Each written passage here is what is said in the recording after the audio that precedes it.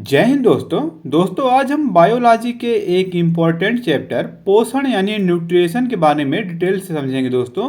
साथ ही railway exam में पूछे गए प्रीवियस ईयर क्वेश्चन को भी सॉल्व करेंगे दोस्तों।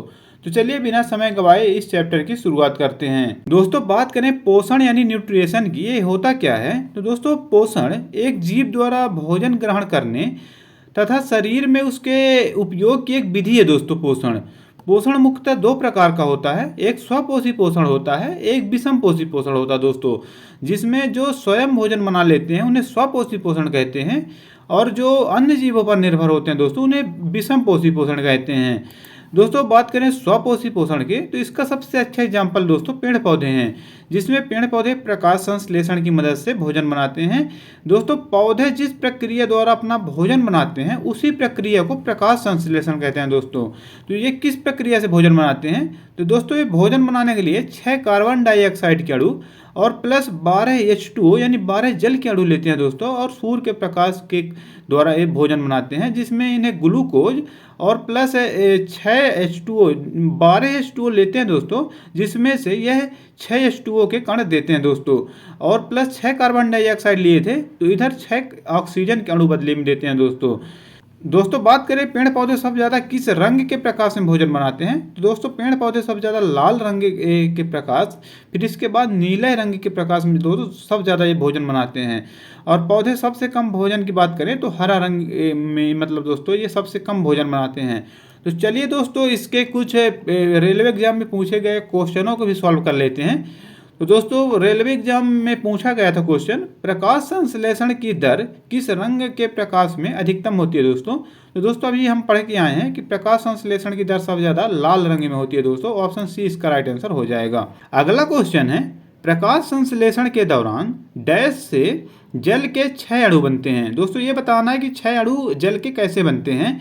तो दोस्तों हम अभी पढ़ के आए हैं कि जब पेड़ पौधे प्रकाश संश्लेषण के दौरान 12 H2O के कण लेते हैं दोस्तों, मतलब 12 जल के अणु लेते हैं, तो उस दौरान 6 अणु देते हैं दोस्तों, मतलब 6 अणु बनते हैं। इसका राइट आंसर ऑप्शन बी इसका राइट आंसर हो जाएगा दोस्तों अभी तक हमने स्वपोषी पोषण के बारे में जाना है। अब बात करें विषम पोषी पोषण क्या होता है।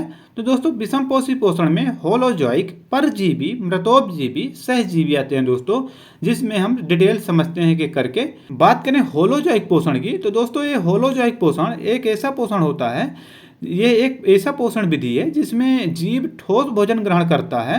दोस्तों ठोस भोजन ग्रहण करने से मतलब इसका ये है कि ठोस भोजन ग्रहण करता है, फिर उसका पाचन करता है, अवशोषण करता है, स्वांगीकरण हमारे शरीर में होता है। ये पूरी प्रक्रिया होलोजोइक प्रक्रिया कहलाती है दोस्तों। इस प्रक्रिया में होता क्या है, इस प्रक्रिया में जीव ठोस भोजन ग्रहण करता है तथा शरीर के अंदर इसका पाचन करता है, पोषक तत्वों का अवशोषण करता है तथा अपचित भोजों को बाहर निकाल देता है दोस्तों। इसका महत्वपूर्ण एग्जाम्पल मनुष्य और अमीबा इसका एक बहुत महत्वपूर्ण एग्जाम्पल है दोस्तों, ये आपको याद रखना है। बात करें परजीवी पोषण की, तो दोस्तों परजीवी पोषण एक ऐसी पोषण विधि है जिसमें एक जीव दूसरे जीव यानी आश्रयदाता के ऊपर या अंदर रहता है और दोस्तों उससे भोजन प्राप्त करता है, जिससे आश्रयदाता को हानि होती है। जैसे दोस्तों पेड़ पौधे में आपने देखा होगा कि अमर बेल एक मतलब परजीवी होता है जो पेड़ पौधों के ऊपर रहकर उनसे पोषण प्राप्त करता है दोस्तों। इसका मेन एग्जाम्पल है जू, अमर बेल और टिक, इसका एक महत्वपूर्ण एग्जाम्पल है दोस्तों। तो चलिए दोस्तों इसके कुछ क्वेश्चन कर लेते हैं जो एग्जाम में पूछे गए हैं। दोस्तों क्वेश्चन पूछा गया था, एक परजीवी पौधा है।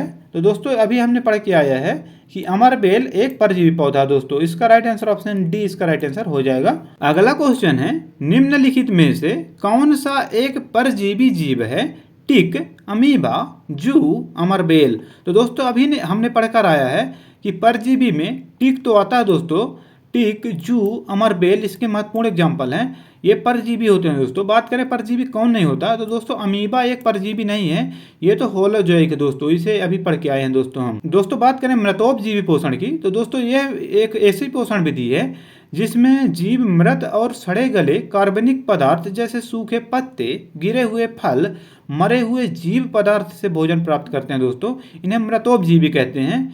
इसका महत्वपूर्ण एग्जाम्पल है दोस्तों कवक और बैक्टीरिया, इसके महत्वपूर्ण एग्जाम्पल हैं दोस्तों। बात करें सैप्रोफाइट जीव क्या होते हैं, तो दोस्तों ये जीव मृत पदार्थ पर पाचक एंजाइम छोड़ते हैं और यह एंजाइम जटिल पदार्थों से सरल और घुलनशील पदार्थ में तोड़ देते हैं इसे, और इससे बना हुआ भोजन को ये अवशोषण कर लेते हैं दोस्तों। इसलिए दोस्तों इसे बाह्य पाचन भी कहा जाता है। बात करें मशरूम, इसका एक अच्छा एग्जाम्पल है दोस्तों। मशरूम एक कवक है जो सड़ी गली लकड़ी या पत्तियों पर उगता है दोस्तों। ये देख सकते हैं, ये एक मशरूम का चित्र है दोस्तों, जो ये सड़ी गली पत्तियों पर उगता है दोस्तों। सड़ी गली पत्तियों तथा लकड़ियों पर ये उगता है दोस्तों। ये एक मृतोपजीवी पोषण यानी सैप्रोफाइट जीव है दोस्तों। बात करें ब्रेड मोल्ड यानी राइजोपस, दोस्तों ये ब्रेड मोल्ड यानी राइजोपस ये पुरानी ब्रेड पर उगने वाली एक फफूंद दोस्तों। ये देख सकते हैं, ये आप देख सकते हैं दोस्तों, ये ब्रेड पर उगने वाली एक फफूंद है दोस्तों। ये ब्रेड मोल्ड यानी राइजोपस पुरानी रोटी पर उगने वाली एक फफूंद है दोस्तों। उम्मीद करता हूँ आप इसके बारे में अच्छे समझ गए होंगे। चलिए दोस्तों, इसके हम कुछ क्वेश्चन कर लेते हैं। तो दोस्तों एग्जाम में पूछा गया था क्वेश्चन, मशरूम में किस प्रकार का पोषण पाया जाता है। तो दोस्तों अभी हमने पढ़कर आया है कि इसका राइट आंसर ऑप्शन बी सैप्रोट्रॉफिक हो जाएगा दोस्तों। सैप्रोट्रॉफिक पोषण पाया जाता है मशरूम में। सैप्रोट्रॉफिक या सैप्रोफाइट वही होता है दोस्तों। तो ये पोषण पाया जाता है। अगला क्वेश्चन है, मशरूम एक क्या है दोस्तों। अभी पढ़ के आए हैं कि मशरूम एक कवक है दोस्तों। अगला क्वेश्चन है, पोषण के उस प्रकार का नाम बताइए जिसमें जीव मृत और सड़ते हुए पदार्थों से पोषण तत्व ग्रहण करते हैं दोस्तों। तो अभी इसे हमने पढ़कर आया दोस्तों कि मृतोपजीवी पोषण ही एक ऐसा पोषण है जो सड़े गले पदार्थों और मृत जीवों पर से भोजन बनाते हैं दोस्तों। इसका राइट आंसर ऑप्शन डी मृतोपजीवी पोषण, इसका राइट आंसर ऑप्शन डी इसका राइट आंसर हो जाएगा दोस्तों। अगला क्वेश्चन है, निम्नलिखित में से कौन सा सैप्रोफाइटिक कवक है। दोस्तों इसमें से कौन एक कवक है ये बताना है। तो दोस्तों आप याद रखना, पेनिसिलिन एक कवक है जिसका उपयोग दवाइयां बनाने में किया जाता है दोस्तों। इसलिए इसका राइट आंसर ऑप्शन डी हो जाएगा। पेनिसिलिन एक कवक है दोस्तों। इसका राइट आंसर ऑप्शन डी हो जाएगा। दोस्तों बात करें सहजीवी पोषण की, तो दोस्तों सहजीवी पोषण वह पोषण विधि है जिसमें दो भिन्न जीव साथ साथ रहते हैं और दोनों को इस संबंध में लाभ हो रहा होता है दोस्तों इस प्रक्रिया में एक जीव भोजन या आश्रय देता है जबकि दूसरा जीव दोस्तों पोषक तत्व या सुरक्षा प्रदान कर रहा होता है दोस्तों। इसका एक इम्पोर्टेंट उदाहरण याद रखना है, लाइकेन दोस्तों, जो शैवाल और कवक के मिश्रण से लाइकेन बनता है दोस्तों। इसका एक महत्वपूर्ण एग्जाम्पल है। जैसा कि अभी हमने जाना, लाइकेन ये दोस्तों शैवाल और कवक का एक सहजीवी संबंध दर्शाता है दोस्तों। इस प्रक्रिया में शैवाल भोजन बनाते हैं जबकि कवक सुरक्षा और जल प्रदान करता है दोस्तों। बात करें दोस्तों राइजोबियम की, तो राइजोबियम बैक्टीरिया दोस्तों ये दलहनी पौधों के जड़ों में रहता है। तो दोस्तों ये दलहनी पौधों के जड़ों में रहकर ये करता क्या है, तो दोस्तों ये दलहनी पौधों के जड़ों में रहता है और ये बैक्टीरिया नाइट्रोजन स्थिरीकरण का काम करता है दोस्तों, और पौधा भोजन और आश्रय देता है इन बैक्टीरिया को दोस्तों।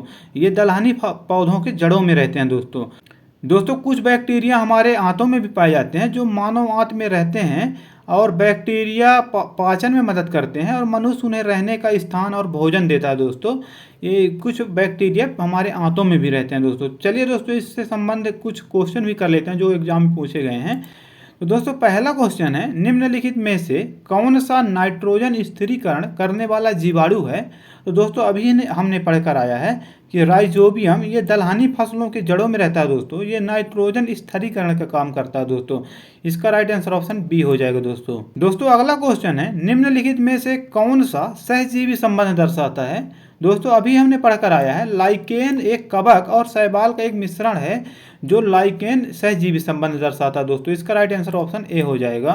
दोस्तों बात करें कीटभक्षी पादप क्या होते हैं, तो दोस्तों कीटभक्षी पौधे विशेष पौधे होते हैं जो पोषण तत्व प्राप्त करने के लिए कीटों को फंसाते हैं और पचाते हैं दोस्तों। इसका महत्वपूर्ण एग्जाम्पल है पिचर प्लांट और वीनस फ्लाई ट्रैप, और सनड्यू भी इसका एक महत्वपूर्ण एग्जाम्पल है दोस्तों। ये याद रखना है। ये जीव दोस्तों क्या करते हैं, ये पेड़ पौधे ये पहले खुल जाते हैं दोस्तों। इसका ऊपर का ढक्कन देख सकते हैं, ये खुल जाता है। जब इसके अंदर जीव कोई आ जाता है तो ये ऊपर से बंद हो जाते हैं दोस्तों। इन्हीं से ये भोजन प्राप्त करते हैं और कई तरीके से ये होते हैं। ये कांटेनुमा आकृति वाला आप देख सकते हैं दोस्तों। ये कीटभक्षी पादप होते हैं दोस्तों। तो चलिए इसके कुछ एग्जाम में पूछे हुए क्वेश्चनों को हल कर लेते हैं।